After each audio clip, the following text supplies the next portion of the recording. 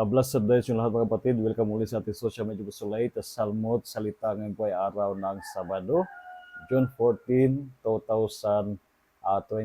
Ang ating Ebanghelyo sa rito ay mula sa Ebanghelyo ni San Mateo, chapter 5, verses 33 to 37.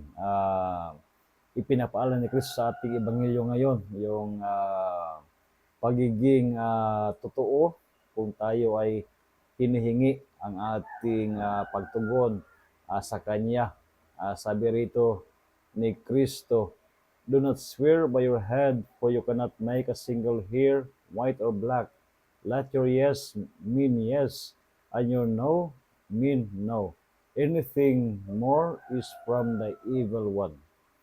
Minsan sa buhay natin ay hindi tayo nagiging klaro, no? Nagiging maliwanag sa ating pagsunod sa Panginoon. Minsan ang ating yes ay no, minsan ang ating no ay yes. Sinasabi ng Panginoon sa atin na kailangan maging buo ang ating sarili ng pagsunod para sa Kanya. Ay hindi dapat na naroroon ang ating pag-alinlangan, sapagkat kung tayo ay nag-alinlangan, ipapaano tayo sa sibol sa ating panampalataya bilang mga Kristiyano. So, isang napakahalagang hamon sa bawat isa atin sa araw-araw na buhay natin na talaga maging firm tayo sa ating pagsunod, sa ating pagtugon, sa kalooban ng ating Panginoong Hesukristo. Huwag tayong mag-alinlangan sa kung anuman ang hinihingi ng Panginoon sa buhay natin.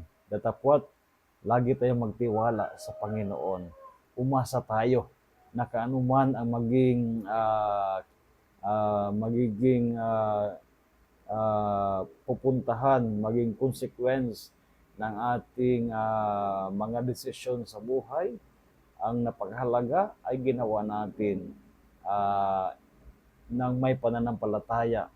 Ginawa natin na kung saan ay naroroon ang ating pananalig sa ating Panginoong Hesukristo. Kaya huwag tayong matakot na magsabi ng yes for the Lord, lalo na kung ang mga hinihingi natin ay talagang maghahatid sa atin ng pagyabong, ng pag-unlad ng ating relasyon sa Panginoon at ang ating pag-unlad ng ating pananampalataya upang sa gayon tayo ay maging kapakapakinabang bilang mga alagad ng ating Panginoong Hesukristo. Kaya hingin natin ang tulong ng ating mahal na ina sapagkat siya ang modelo ng pagtugon ng yes para sa Panginoon. Mary, sa kanyang buhay ay lagi siyang bukas ang kanyang kalooban to say yes sa kalooban ng Panginoon. Sabi pa nga ng ating mga ina, "I am the servant of the Lord, may it be done to me as you have said." Sana ganun tayo bilang mga alagad ng ating Panginoong Hesukristo. Kaya Mama Mary, be with us and intercede for us that in everything we do, no, sa araw-araw namin mabuhay, sana ay maging buo ang aming yes sa pagtugon sa kalooban ng Panginoon.